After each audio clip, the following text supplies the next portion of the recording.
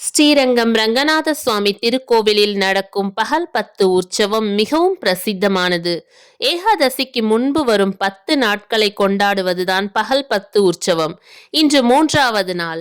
அர்ஜுன மண்டபத்தில் வீற்றிருக்கும் நம்பெருமாள் நவரத்ன வைர ஆபரணங்களில் ஜொலிக்கிறார். மாம்பழ பட்டு தரித்து நெற்றி சிட்டிகை பில்லை பதித்த அஜந்தா ஜௌரி கொண்டை சூடி கிரீடத்தை நெற்றிக் கட்டாக அணிந்திருப்பது ராஜ அலங்காரமாக திகழ்ந்தது. மக்களுக்கு அருள் புரிய வைர அபய அஸ்தம் ஒளி வீசிக் கொண்டிருந்தது. அதற்கு மேல் வண்ண கற்கள் பதித்த ரத்தின கோலக்கிளி, மார்பில் நடுநாயகமாக பங்குனி உத்திர பதக்கம், வெள்ளை சிகப்புக்கள் அடுக்கு பதக்கங்கள், சிறப்பு வாய்ந்த நெல்லிக்காய் மாலை, 6 வட முத்துச்சரம், பின்புற கொண்டை அலங்காரமும் களை கட்டியிருந்தது.